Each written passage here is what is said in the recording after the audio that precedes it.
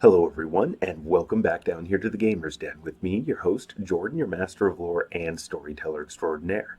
Now, for today's DM guide, we're going to be talking about zones of control and how adding this element in can really help to enhance the games that you're running for your players. Now, this works with a very specific thing in mind because if you're focusing on zones of control, this is something that the players are going to be throwing themselves into, or at least that's the hope. And I've had plenty of success with this so far in the various games that I've run, and I think that this can be incredibly helpful for you as well. But what do I mean by zones of control? Well, basically, the players are playing in a game where there are different factions present, and each faction is vying for control over different sections of a location. And ideally, what they want is to achieve total dominion over these things. So this will work well for military campaigns, for anything, really anything where there are different factions competing. But if you're playing back in like the 1920s and you're having different mafia families vying for control over a city, anything like this, different thieves guilds vying for control of a city, anything like that. You can even break it down to corporate control, even, different businesses that are competing for a greater share of, of their of the market value, of the value of the market, the different, you know, zones of operation and the like. So, but implementing it definitely requires a fair bit of extra work. First of all, it really, really helps to have a map ready ahead of time. Now, it can be a generic map of an actual location that you just maybe do a little bit of work to rename different sections, or if you have the time, inclination, and the artistic capabilities, draw up your own map. Failing this, though, if you don't have a map, then you can at least just write out a list of the different sectors. If you're going with the more fantasy location, you can go with the dock wards, the market square, uh, lower east side, different things like that, different names, locations. So that way, even if it's not 100% exactly defined, the players still will understand that these locations are separate and distinct from one another. And then you can start assigning control values to everything. Who holds sway in each section, and you can total up different uh, different points that provide them with control. For example, the number of troops that they have in the area, the number of personnel that they have operating in that section will provide them with a basic amount of control. And in this particular case, I try to work it out as for every five grunts that they have there, that's 1 point of control. For every sergeant level character that they have in that area, that is another point of control. A captain provides 5 points of control. If they have businesses there, those are more points of control depending on the value of the business, because the funds generated uh, means that they are going to be able to have more influence in that area, as well as sending funds uh, back to HQ, pouring back into the coffers. Things like that will help. Of course, and again, the higher value the business is, the more they're able to support and justify having more grunts, sergeants, and captains in the area. And so it'll be on the players to find ways of destabilizing that and picking it apart. Combat is, of course, one of the most obvious ones. Depopulating the number of grunts, captains, and sergeants that they have in the area will reduce the amount of control these different factions are able to maintain over the zones that they're in. But the zones can also be contested. Different factions can have multiple different assets in that area. And so that presents some extra complications there, especially if there's any sort of agreed upon truce that prevents one side from seizing total influence and control in a given section. That can have some interesting implications when it comes to negotiations, non-combat kind of non-combat kind of interactions that the players can be thrown into.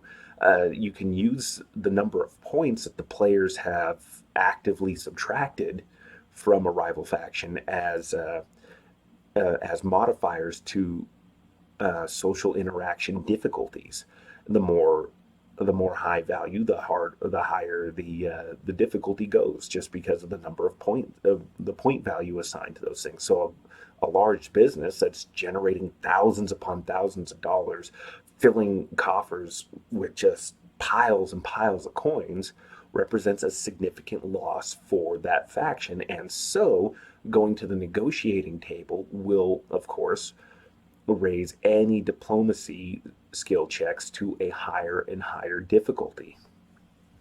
And of course, then again, if the faction that the players are with has seized enough control in a given area, say we're going with the 1920s crime family and they're fighting over Chicago, if they're playing for, say, Al Capone, and they have seized like 75% of Chicago, despite the damage that they have done, the level of control that their family has, the influence that they wield, also gives them their own bonuses, because even though they've done significant damage to these other factions, what exactly are they going to do about it when Capone's family controls 75% of Chicago at this point?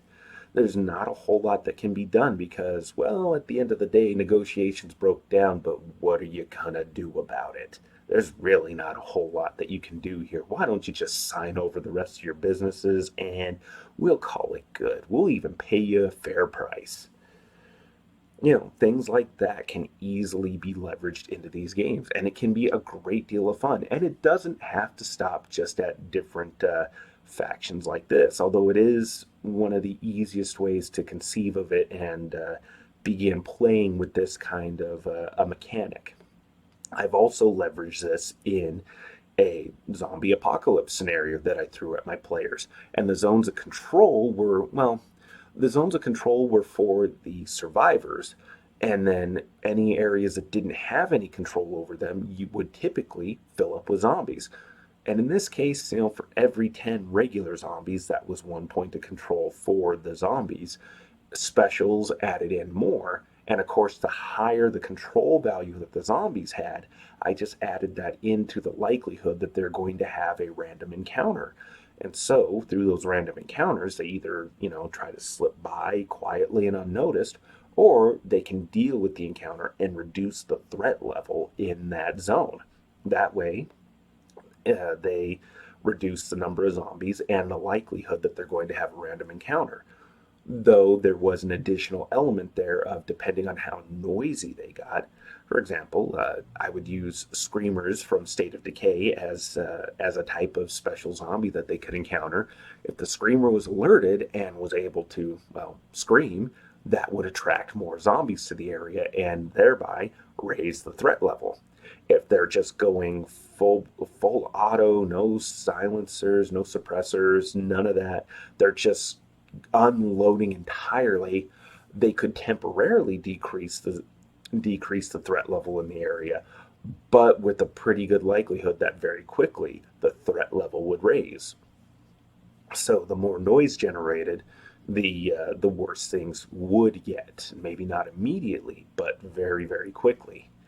And these are just a couple of different ways that you can do this. And for next week's DM guide episode, I will actually present my notes. I'll have everything done up so that way we can go over this in just a little bit more meticulous detail and you can see an example of how to make something like this work beyond just what I've described here, because I can get lost in thought. Sometimes I stammer, sometimes I lose my train of thought, and that can present some challenges like I just did right there. But with that said, I've been your host, Jordan, your master of lore and storyteller extraordinaire. If you enjoyed today's video, go down in the comments down below. Certainly, I'm not the only one to have come up with mechanics like this. If you have experiences with your own, you've created your own, go down in the comments below and share. Certainly would love to hear all about it. I mean, We can only improve our gaming with the share and exchange of knowledge. So please participate in the discussion. We'd love to have you down here. And hell, if you liked it, why not consider clicking like down there and letting me know that way as well? And if you've enjoyed the content here overall, well, then go on down there and click on that subscribe button, you dashingly handsome, beautiful people, you. Did the charm work? I don't know. Anyways, oh, I forgot. YouTube will be displaying some videos here. One will be one that was recently put up. The other is something that the YouTube algorithms think that you might enjoy. So go ahead and click on those and continue enjoying more content here at the Gamers Den. Once again, I've been your host, Jordan, your master of lore and storyteller extraordinaire. Thank you all so much for your time, and you all have yourselves a good night. Day, rather.